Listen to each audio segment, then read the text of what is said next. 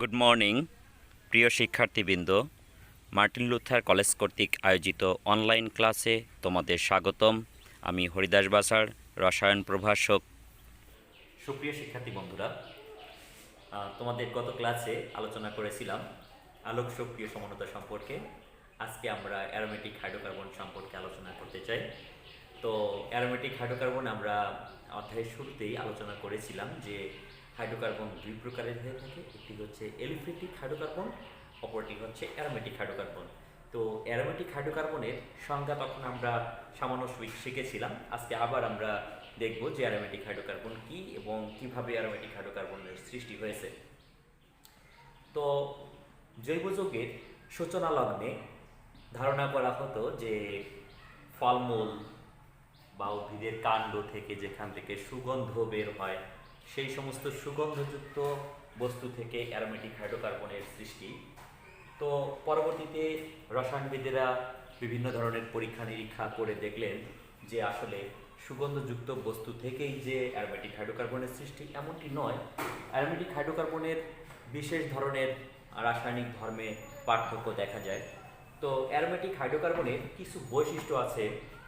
আমরা বেনজিনের গঠন থেকে অ্যারোমেটিক হাইড্রোকার্বনের বৈশিষ্ট্য সম্পর্কে বেশ ধারণা নিতে পারি। বেনজিনের গঠনে বা বেনজিনের জাতকসমূহের গঠনে দেখা যায় যে একান্ত দ্বিবন্ধন এবং একক বন্ধন বিদ্যমান থাকে। অ্যারোমেটিক হাইড্রোকার্বনগুলো চাক্রিক হয়ে থাকে। এই চাক্রিক অ্যারোমেটিক হাইড্রোকার্বন হলেও চাক্রিক যোগ্য হলেও অ্যারোমেটিক হাইড্রোকার্বন দেখা যাচ্ছে যে সাইক্লো অ্যালকেনের মতন না, এখানে বিশেষ ধরনের অসম্পৃক্ততা বিদ্যমান থাকে। এই বিশেষ ধরনের অসম্পৃক্ততার কারণে অ্যারোমেটিক হাইড্রোকার্বন অ্যারোমেটিসিটি প্রদর্শন করে থাকে। তাহলে এসো আমরা অ্যারোমেটিক হাইড্রোকার্বন কি সেটা একটু জেনে নিই। তোমরা সবাই লিখে নাও অ্যারোমেটিক হাইড্রোকার্বন। তো অ্যারোমেটিক হাইড্রোকার্বন হচ্ছে বেনজিন, বেনজিনের জাতক এবং বেনজিনের মতো অসম্পৃক্ত জৈব যৌগ যেগুলো 4n+2 সংখ্যক হাকেল নিয়ন ভিত্তিক পাই ইলেকট্রন বহন করে, সেই সমস্ত যৌগগুলোকে অ্যারোমেটিক হাইড্রোকার্বন বলা হয়ে থাকে। তাহলে অ্যারোমেটিক হাইড্রোকার্বন কি? বেনজিন এবং বেনজিনের জাতকসমূহ। তাহলে আমরা বেনজিনের জাতকসমূহ এবং বেনজিন সম্পর্কে একটু জেনে নিই। বেনজিন, দেখো বেনজিনের আমি যদি গাঠনিক সংকেত আকারে লিখি, বেনজিনের গঠনটা এরকম। এটা হচ্ছে বেনজিন। আমরা এখানে গোল চিহ্ন দিতে পারি বা তিনটি ডাবল বন্ড দিতে পারি। এই বেনজিনের গঠন আমরা পরবর্তীতে দেখব। প্রথমে আমরা অ্যারোমেটিক হাইড্রোকার্বন সম্পর্কে একটু আলোচনা করি, পরবর্তীতে আমরা বেনজিনের গঠনও একদিন আলোচনা করব। তো বেনজিনের জাতক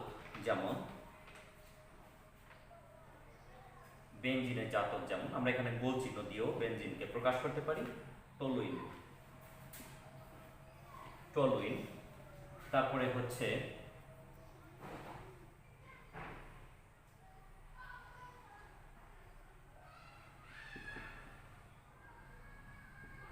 ইথাইল বেনজিন। এরপরে আমরা লিখব বেনজিনের জাতক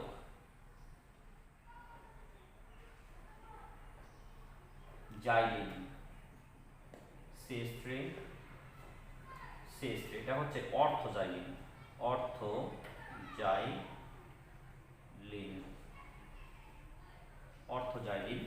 এটা হচ্ছে ইথাইল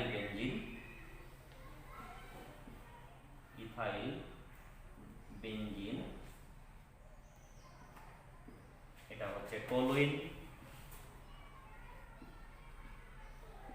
এটা হলো আমাদের বেনজিন। বেনজিনের প্রতিস্থাপিত যৌগগুলো হচ্ছে অন্য যে কটা আমরা লিখলাম।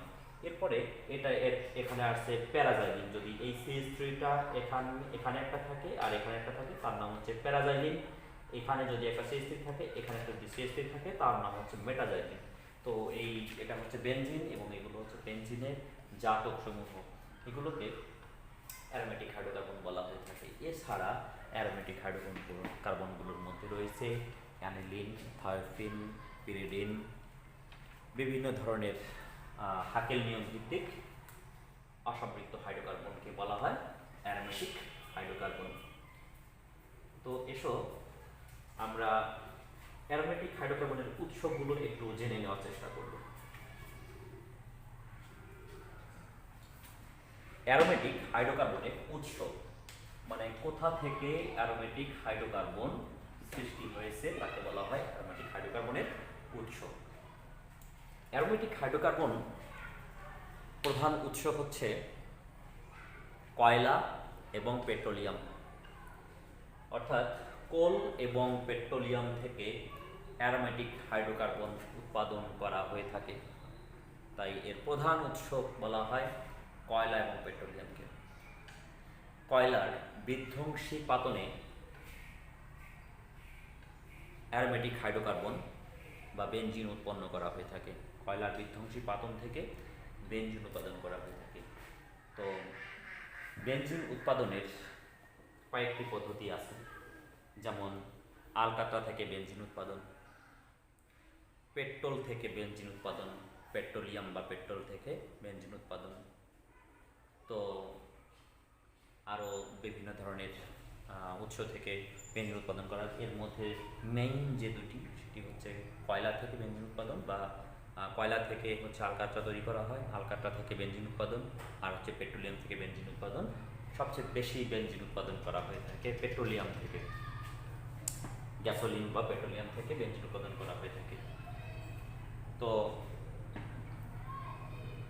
আলকাতরাকে কয়লাকে 900 থেকে 1100 ডিগ্রি সেলসিয়াস তাপমাত্রায় বিধ্বংসী পাতন করলে 170 ডিগ্রি সেলসিয়াস তাপমাত্রায় পাতিত তরল হিসেবে যে লঘু তেল পাওয়া যায় সেই লঘু তেলের মধ্যে আলকাতরা থাকে এবং আলকাতরা থেকে পরবর্তীতে বেনজিনকে পৃথক করা হয়ে থাকে। এই আলকাতরার মধ্যে 3 ধরনের পদার্থ থাকে।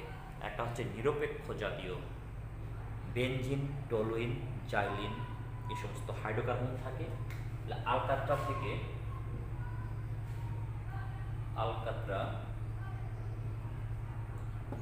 আলকাতরা থেকে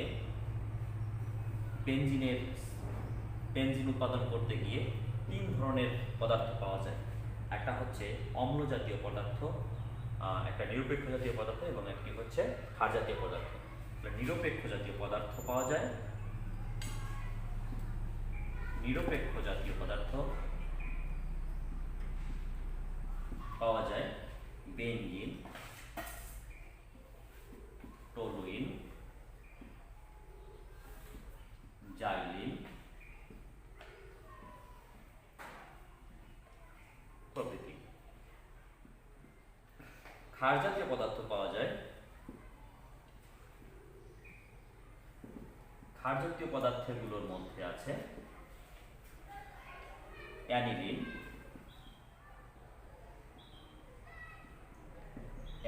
আছে পিরিডিন, থায়োপিন আর অম্ল জাতীয় পদার্থের মধ্যে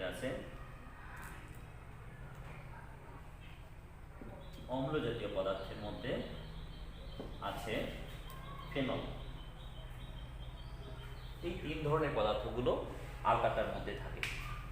তো এসো আমরা এই আলকাতরা থেকে কি করে বেনজিন সেপারেশন করা হয় সেটা আমরা আস্তে আস্তে জেনে নেওয়ার চেষ্টা করি। প্রথমত এই 3 ধরনের পদার্থের মধ্যে আমাদের 2 ধরনের পদার্থকে অপসারণ করতে হবে। তা হচ্ছে এই যে ক্ষার জাতীয় পদার্থ এবং এই অম্ল জাতীয় পদার্থ, এই 2 ধরনের পদার্থকে যদি আমরা আউট করতে পারি আমাদের মিশ্রণ থেকে, তাহলে আমরা সেখানে যে অন্যান্য যে পদার্থগুলো আছে বেনজিন, টলুইন, জাইলিনের মিশ্রণ পাওয়া যাবে। সেই মিশ্রণ থেকে খুব সহজেই আমরা বেনজিনকে সেপারেশন করতে পারবো। তো শুরুতে আমরা ক্ষার জাতীয় পদার্থ অ্যানিলিন, পিরিডিন, থায়োপিনকে পৃথক করার সিস্টেমটা জানব। তারপরে আমরা বিশুদ্ধকরণের মাধ্যমে অন্যান্য উপাদানগুলো পৃথক করব। ক্ষার জাতীয় পদার্থগুলোকে দূরীভূত করতে হলে গাঢ় সালফিউরিক অ্যাসিড ব্যবহার করা হয়, আর অম্ল জাতীয় পদার্থগুলোকে দূরীভূত করতে 10% সোডিয়াম হাইড্রক্সাইড ব্যবহার করা হয়। অর্থাৎ অ্যাসিড এবং ক্ষার এক্ষেত্রে ব্যবহার করে ক্ষার এবং অ্যাসিডগুলোকে অপসারণ করা হয় মিশ্রণ থেকে। তো দেখো, ক্ষার জাতীয় পদার্থের মধ্যে অ্যানিলিন আছে। আমরা অ্যানিলিনকে নিয়ে আমরা বিক্রিয়াটা দেখাই, তাহলে বাকিগুলো তোমরা অবশ্যই বুঝতে পারবে। NH2 aniline. অ্যানিলিন এর মধ্যে গাঢ় সালফিউরিক অ্যাসিড নেওয়া হয়, H2SO4 নিয়ে যখন উত্তপ্ত করা হয়, এখানে হচ্ছে অ্যাকোয়াস মানে দ্রবীভূত গাঢ় সালফিউরিক অ্যাসিড। আর এটা হলো তৈলাক্ত পদার্থ, তেল, লঘু তেল বলতে পারি আমরা, আলকাট্রার মধ্যে থাকে। তো এটা যখন সালফিউরিক অ্যাসিড নেওয়া হয় মিশ্রণের মধ্যে, তখন এই অ্যানিলিন জাতীয় যে পদার্থগুলো, সেই অ্যানিলিন জাতীয় পদার্থগুলো দেখা যাচ্ছে যে এই সালফিউরিক অ্যাসিডের সাথে হচ্ছে বিক্রিয়া করে অ্যানিলিনিয়াম সালফেট লবণ তৈরি করে। তাহলে এই ক্ষার অ্যাসিডের সাথে বিক্রিয়া করে এখানে দ্রবীভূত অ্যানিলিনিয়াম সালফেট উৎপাদিত হয়। তো এই হচ্ছে ক্ষার জাতীয় পদার্থ এভাবে দূরীভূত হয়। এরপরে অম্ল জাতীয় পদার্থ দূরীভূত হয়। অম্ল জাতীয় পদার্থের মধ্যে আসে, আমরা জানি, আমরা বলেছি একটু আগে, যে ফেনল থাকে, OH। ফেনলকে সোডিয়াম হাইড্রক্সাইড নেওয়া হয়। তো সোডিয়াম হাইড্রক্সাইডের সাথে ফেনল বিক্রিয়া করে হচ্ছে হয়ে যায় sodium phenoxide, sodium ONA plus H2O হয়। একটু খেয়াল করে দেখো, বিক্রিয়াটা বুঝতে পারবে। এখান থেকে একটা H, এখান থেকে একটা OH, এই দুইটি হচ্ছে একত্রিত হয়ে H2O হয়। আর এখানে অক্সিজেন সোডিয়ামের সাথে বিক্রিয়া করে সোডিয়াম ফিনক্সাইড হয়। এভাবে সোডিয়াম ফিনক্সাইড লবণ তৈরি হয়, এটা দ্রবীভূত অবস্থায় থাকে, এটা অ্যাকোয়াস। তো এই দুই ধরনের পদার্থ এইভাবে হচ্ছে দূরীভূত করা হয়। পরবর্তীতে বারবার পানি দ্বারা ধৌত করে অতিরিক্ত পরিমাণে সোডিয়াম হাইড্রক্সাইড দূরীভূত করা হয়ে থাকে। তাহলে এভাবে অম্ল জাতীয় পদার্থ এবং ক্ষার জাতীয় পদার্থ মিশ্রণ থেকে আউট হয়ে যায়। থাকে কি মনে আছে? তো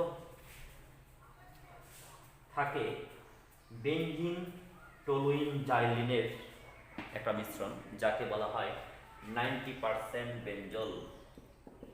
90% বেনজল থাকে, যেগুলো হচ্ছে নিরপেক্ষ জাতীয় হাইড্রোকার্বন। সেই 90% বেনজলের মধ্যে আবার দেখা যাচ্ছে যে বেনজিন থাকে 84%। এই 90% কে 100 ধরে বেনজিন থাকে হচ্ছে 84%, আর টলুইন থাকে হচ্ছে 13%, এবং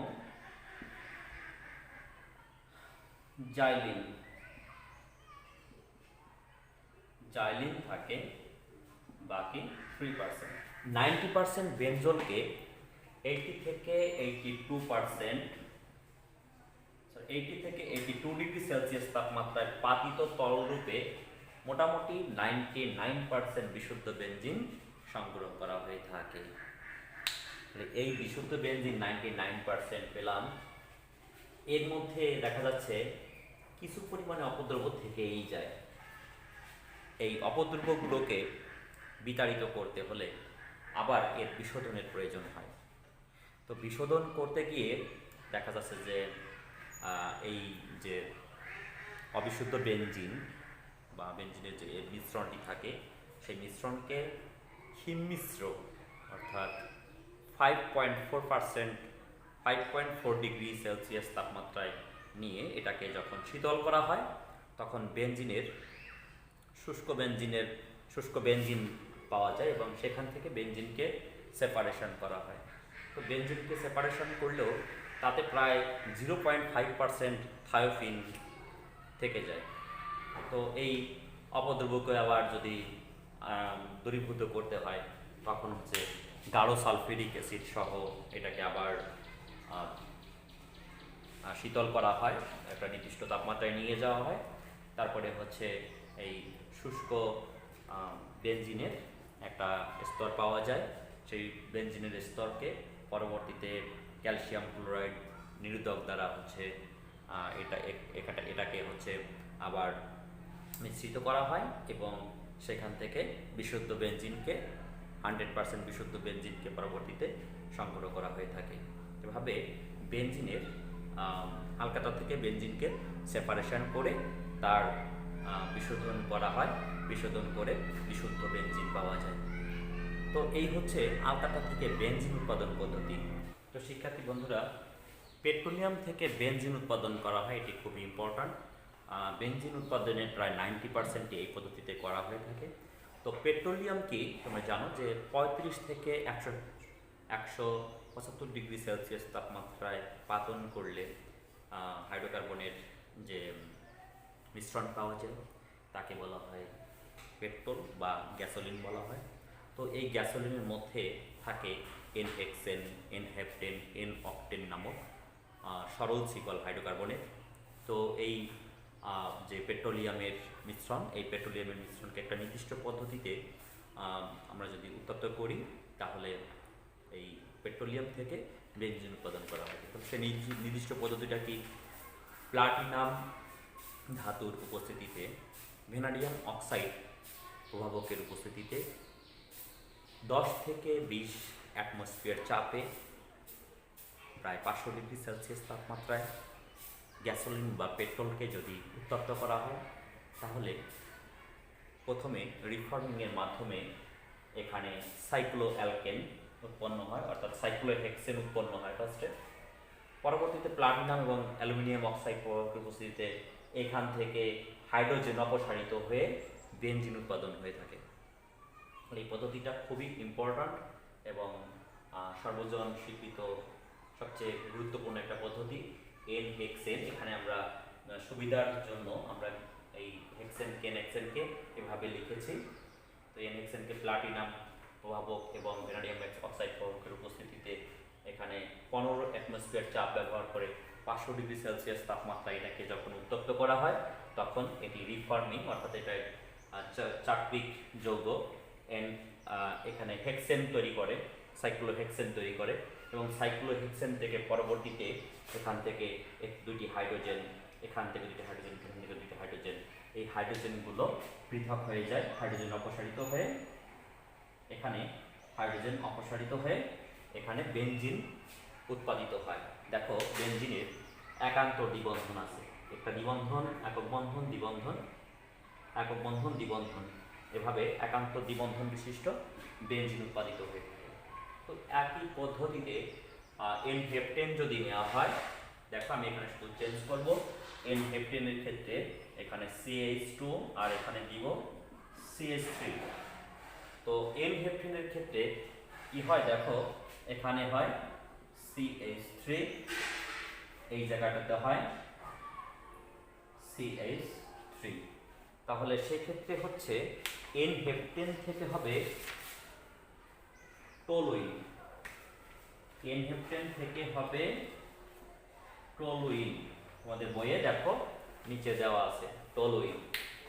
এন অক্টেনের ক্ষেত্রে কি হবে দেখো, এন অক্টেনের ক্ষেত্রে এই ক্ষেত্রে একটা এখানে CH3 হবে, এখানে CH3 হবে, অর্থাৎ জাইলিন পাওয়া যাবে। এভাবে পেট্রোলিয়াম থেকে বেনজিন, টলুইন, জাইলিন এই ধরনের অ্যারোমেটিক হাইড্রোকার্বনগুলো পাওয়া যায়। তো বুঝতে পারছি আমরা পেট্রোলিয়াম থেকে কি করে অ্যারোমেটিক হাইড্রোকার্বন অর্থাৎ বেনজিন, টলুইন, জাইলিন উৎপাদন করা হয়। আমরা বাসায় আবার প্র্যাকটিস করব। বেনজিন প্রস্তুতির আমরা কয়েকটি বাণিজ্যিক পদ্ধতি দেখব। এর মধ্যে আছে সোডালাইম থেকে বেনজিন প্রস্তুতি। দেখো সোডালাইমকে আমরা আগে জেনে নিই। সোডিয়াম হাইড্রোক্সাইড, এটাকে সোডা বলা হয়। ক্যালসিয়াম অক্সাইডকে বলা হয় লাইম বা চুন। তো ক্যালসিয়াম অক্সাইড এবং সোডিয়াম হাইড্রোক্সাইড একসাথে এটাকে বলা হয় সোডা লাইম। তো বেনজোইক অ্যাসিডের সোডিয়াম লবণ, বেনজোইক অ্যাসিডের সোডিয়াম লবণ অর্থাৎ সোডিয়াম বেনজয়েট। তো এই সোডিয়াম বেনজয়েট COO, সোডিয়াম বেনজয়েটের সাথে সোডা লাইমকে উত্তপ্ত করলে বেনজিন উৎপন্ন হয়। উত্তপ্ত করলে বেনজিন উৎপন্ন হয়ে থাকে, সাথে সোডিয়াম কার্বনেট CO এটা উৎপন্ন হয়। এই ক্ষেত্রে তোমাদের মনে রাখতে হবে যে এই সোডিয়াম বেনজয়েটের একটা COO আছে। এই COOটা কার্বন ডাই অক্সাইড হিসেবে বের হয়ে যায়। সোডা লাইমের কাজ হচ্ছে কার্বন ডাই অক্সাইড হিসেবে COOকে আউট করে ফেলা। তো এটা যেহেতু সোডিয়াম, যেহেতু এখানে কার্বন ডাই অক্সাইড এখান থেকে বের হয়ে যায়, তাই এই বিক্রিয়াটার একটা নাম হচ্ছে ডিকার্বক্সিলেশন বিক্রিয়া। তো ডিকার্বক্সিলেশনের মাধ্যমে বেনজিন উৎপাদিত হয়। সোডিয়াম বেনজয়েট থেকে ডিকার্বক্সিলেশনের মাধ্যমে হচ্ছে বেনজিন উৎপাদন হয়ে থাকে। তারপরে দেখো, এটা সোডা লাইম থেকে ফেনল থেকে বেনজিন উৎপাদন করা হয়। ফেনল থেকে বেনজিন উৎপাদন, দ্বিতীয় হচ্ছে ফেনল থেকে বেনজিন উৎপাদন। ফেনলকে জিঙ্ক গুঁড়া সহ উত্তপ্ত করলে ফেনল থেকে বেনজিন উৎপাদিত হয়। ফেনলকে জিঙ্ক গুঁড়া সহ উত্তপ্ত করলে জিঙ্ক অক্সাইড প্লাস বেনজিন উৎপন্ন হয়ে থাকে। তাহলে এটা পদ্ধতি হলো 2 নম্বর পদ্ধতি, ফেনল থেকে বেনজিন। এরপরে আরেকটি পদ্ধতি আমরা দেখব। তো এটা খুব সহজ, তোমরা দেখো যে জিঙ্ক এখানে হচ্ছে ফেনলের এই অক্সিজেনের সাথে বিক্রিয়া করে জিঙ্ক অক্সাইড হয়, এই হাইড্রোজেন হচ্ছে এই কর্নারে হচ্ছে থাকে। তোমরা জানো যে বেনজিনের প্রত্যেকটা কর্নারে একটি করে হাইড্রোজেন আছে। আমরা বেনজিনের গঠনে আরো বিস্তারিত জানতে পারবো। এরপরে অ্যাসিটিলিন থেকে বেনজিন উৎপাদন, এটাকে আমরা পলিমারকরণ পদ্ধতিও বলে থাকি। অ্যাসিটিলিন,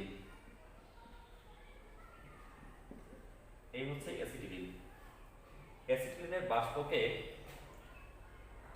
লৌহ নির্মিত রিটর্টের মধ্য দিয়ে যখন চালনা করা হয় 450 ডিগ্রি সেলসিয়াস তাপমাত্রায়,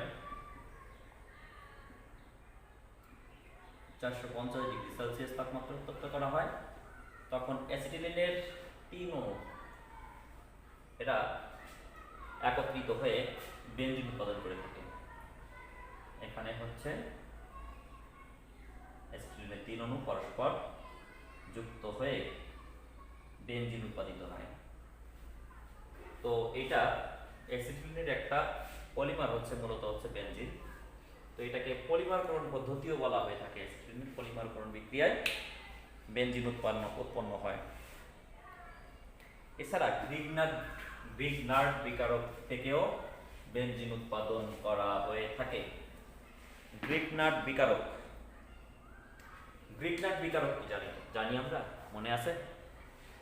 অ্যালকাইল ম্যাগনেসিয়াম হ্যালাইডকে বলা হয় গ্রিগনার্ড বিকারক, সেক্ষেত্রে যদি অ্যালকাইল হয়। অ্যারাইল ম্যাগনেসিয়াম হ্যালাইডকেও গ্রিগনার্ড বিকারক বলা হয়ে থাকে। তো এখানে phenyl magnesium chloride, aryl magnesium halide, phenyl magnesium C6H5 magnesium chloride, এটাকে বলা হয় ফিনাইল ম্যাগনেসিয়াম ক্লোরাইড। এটাকে গ্রিগনার্ড বিকারক বলে। তো গ্রিগনার্ড বিকারকের সাথে পানির বিক্রিয়া, আমরা এখানে OH দিব বোঝার সুবিধার জন্য। তো এই ম্যাগনেসিয়াম ক্লোরাইড আর এই OH এই দুইটা যুক্ত হয়, এখান থেকে Hটা চলে যায় এখানে, H প্রোটন হিসেবে যায়, আর এখানে বন্ধন থেকে যায়। তাহলে Hটা এখানে গিয়ে এখানে C6H6, যাকে আমরা গাঠনিক সংকেত বেনজিন, ষড়ভুজাকার বেনজিন লিখেছি। আমি এখানে আণবিক সংকেত দিয়ে দেখালাম। আর এখানে ম্যাগনেসিয়াম, একটা হচ্ছে ক্লোরিন ছিল, আর একটি OH, OH-টা এখানে আমি ব্র্যাকেট দিব। Magnesium chloride hydroxide. তো এভাবে গ্রিগনার বিকারক ফিনাইল ম্যাগনেসিয়াম ক্লোরাইড থেকে বেনজিন উৎপাদন করা হয়ে থাকে। তাহলে এই কয়েকটি পদ্ধতি তোমরা একটু পড়ে রাখবে। তোমাদের সংশ্লেষণ পদ্ধতিগুলো, বাণিজ্যিক পদ্ধতিগুলো অবশ্যই জেনে রাখতে হবে। যখন যেরকম প্রশ্ন আসবে, সৃজনশীলে যেভাবে প্রশ্ন করা হবে ওইভাবেই আমাদের প্রস্তুতি নিয়ে উত্তর করতে হবে। তো একইভাবে টলুইন প্রস্তুতির জন্য কয়েকটি পদ্ধতি আছে। টলুইন, তার মধ্যে সবচেয়ে গুরুত্বপূর্ণ একটা পদ্ধতি হচ্ছে উডস্পিটিক পদ্ধতি, যেমন ক্লোরোবেনজিন